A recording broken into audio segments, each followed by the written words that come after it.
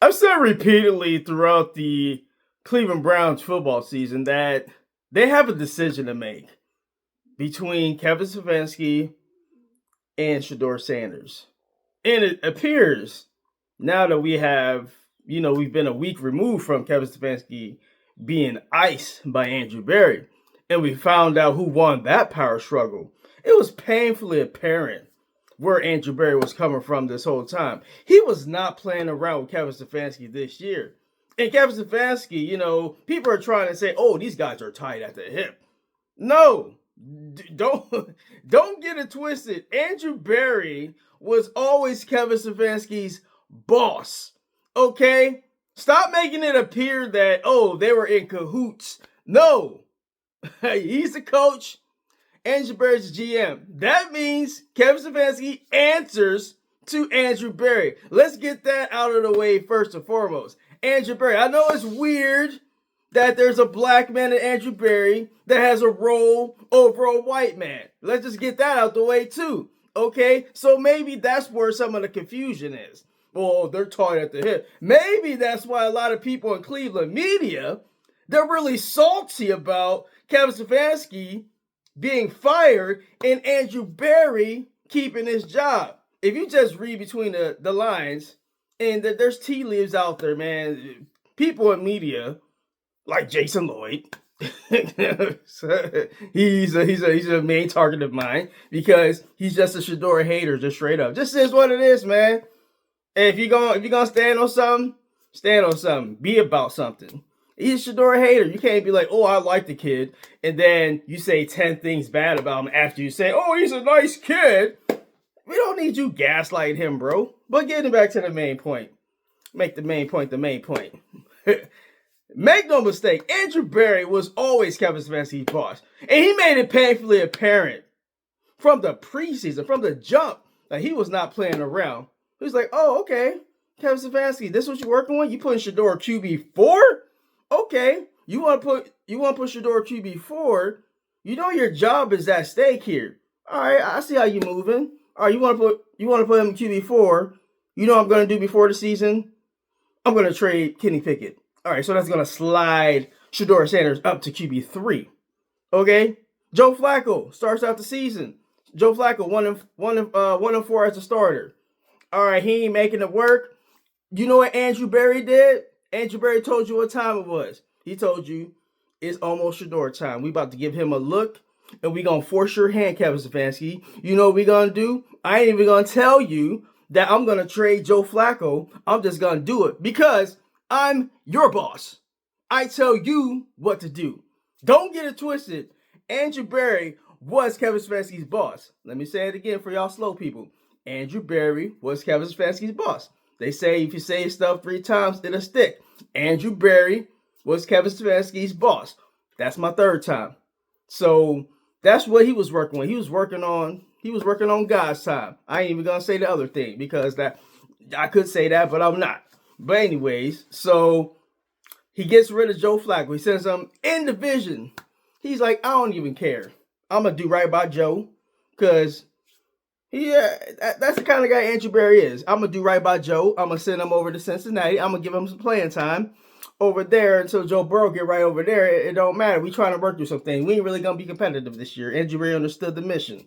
Andrew Berry understood the mission more than Kevin Stefanski did. Andrew Berry understood you are trying to figure out if you draft 2 rookie quarterbacks, you're trying to figure out which one of these rookie quarterbacks you can possibly build around going into 2026. We ain't worried about, let's give this veteran some runway. You picked wrong from the start. You picked Joe Flacco. He rested all of his cards for this season on a 40-year-old quarterback. Then he gave him the most rudimentary offense to work with.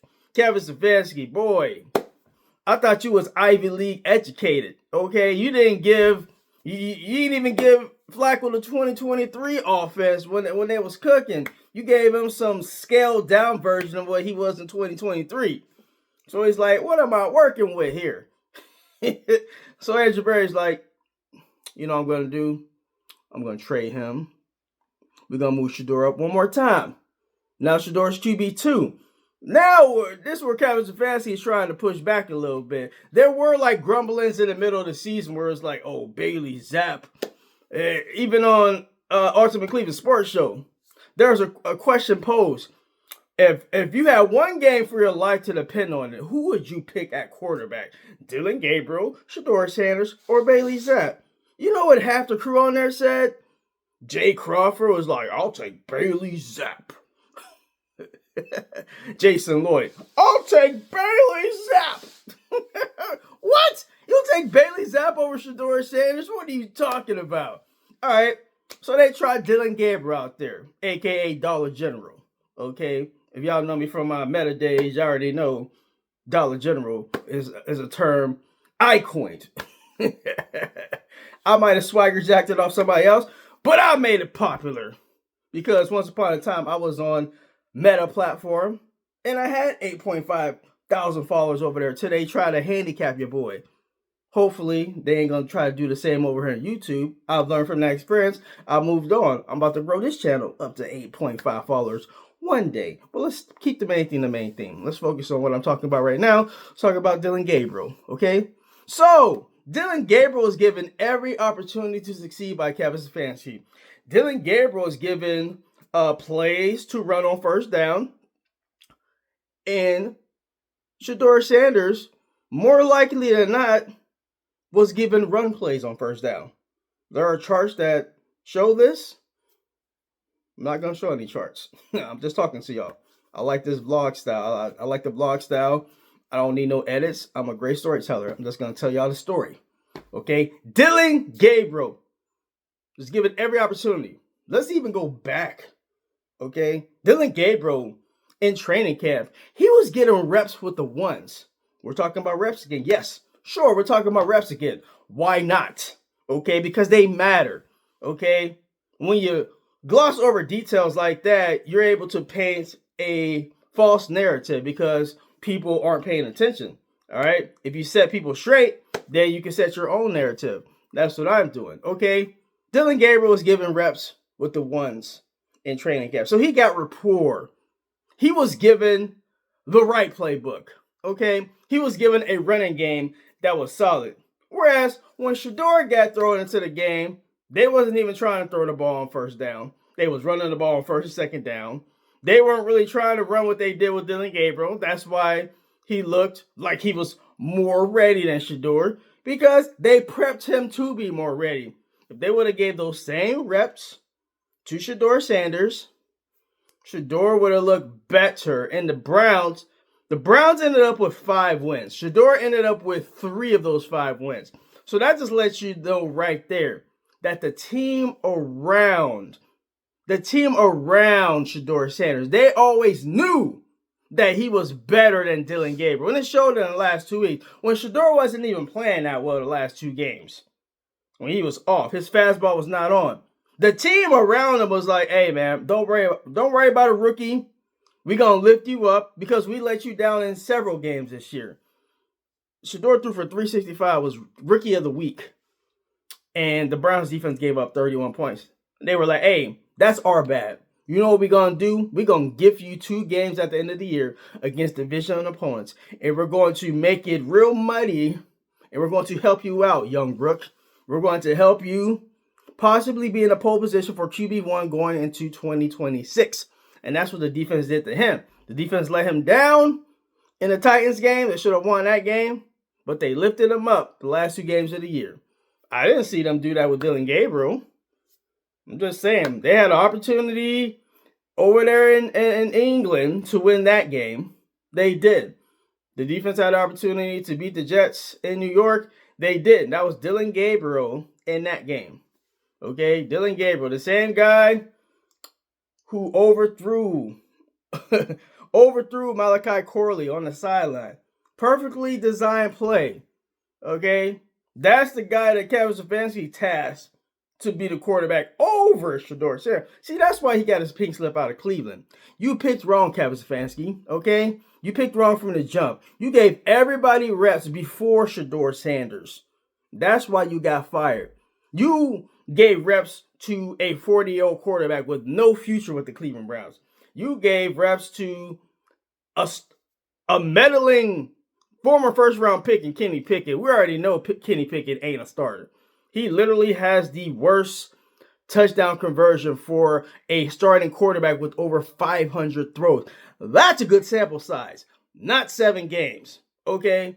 And then you put Dillon Gabriel, who by all accounts, all pre-draft evaluations of Dillon Gabriel and Shedeur Sanders was that nobody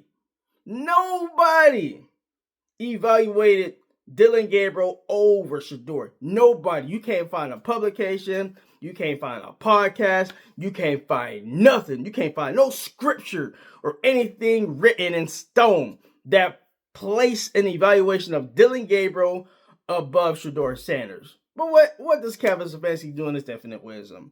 And best believe that was a Kevin Stefanski decision. And picking Shedeur was an override by Jimmy Haslam that was okay by Andrew Berry. Andrew Berry's like, okay, I'm cool with that actually.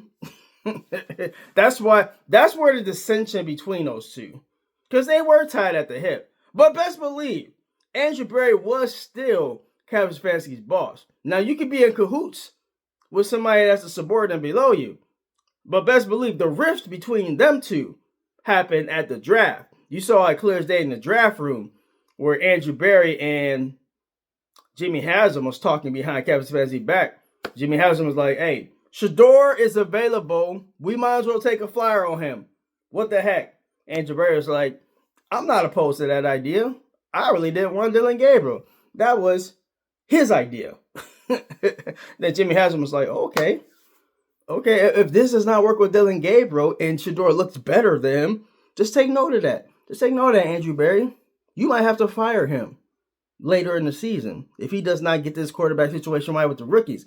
And Kevin Stefanski, I don't want to hear people caping for Kevin Stefanski. They're all like, he didn't have a quarterback. I literally heard Mary Kay Cabot, beat reporter for Cleveland.com. She said he was not tasked with getting. He didn't get a quarterback. He had 13 different quarterbacks in Cleveland. He had Deshaun Watson. Best believe, if you don't believe that he had any say in getting Deshaun Watson, you are foolish. You drinking the Kool-Aid pretty much. You don't think a head coach has a little bit of say of a big decision like that? Get out of here, man. He had Baker Mayfield. He ran Baker Mayfield out of town. He didn't like Baker Mayfield. He didn't like how he operated. Now, Baker did not have a good season, but his last 2 seasons in Tampa Bay were pretty good. And this one was kind of like 21, where he was injured. He played through an injury, and that was kind of his downward spiral in Cleveland. He had played with an injury, didn't really get along with Kevin Stefanski. Kevin was like, I can't work with this guy. Apparently, he couldn't work with Deshaun Watson either. Apparently, he couldn't work with Joe Flacco. Apparently, he couldn't work with Shedeur Sanders or Jacoby Brissett. How many times does this mediocre coach need quarterbacks? To stop caping for him. That's a bigger issue with our society. They praise white mediocrity. That's all Kevin Stefanski is. He is a mediocre quarterback. A mediocre coach that got elevated because the media deemed that, he was the best coach these 2 seasons. And he got propped and elevated. He's nothing more than an offensive coordinator. Best believe, whoever team hires Kevin Stefanski, they're going to be like, well, he's a good guy, but a mediocre coach whenever that team fires Kevin Stefanski in 3 or 4 seasons. I'm telling y'all, man, hand to God, man. Kevin Stefanski is probably going to get another job with the team. I don't know if it's going to be a Giants. I don't know if it's going to be a Titans. He will get another head coaching job, and he will be mediocre there. He might have early success, but eventually that team is going to be like, hey, man, this guy ain't really that. And then the media is going to be capable for, oh, man, Kevin Stefanski, he got done wrong in Tennessee and Cleveland. Man, get out of here. He done had so many quarterbacks in Cleveland, he wasn't able to turn around anybody. He wasn't able to develop anybody. Your job was tasked to develop Dillon Gabriel and Shedeur, and you chose just to develop Dillon, and you couldn't even do that properly. And then you were like, I got to babysit Shedeur Sanders, the better quarterback out of the 2. That's why you got fired, Kevin Stefanski. That's why you up out of Cleveland. And I'll end right there. That's a good closer right there. Like and subscribe to KSK Sports. I'm at 301 subscribers at the time of this video. Help your boy get to 400 subs. I'm out of here on a Manic Monday. Peace.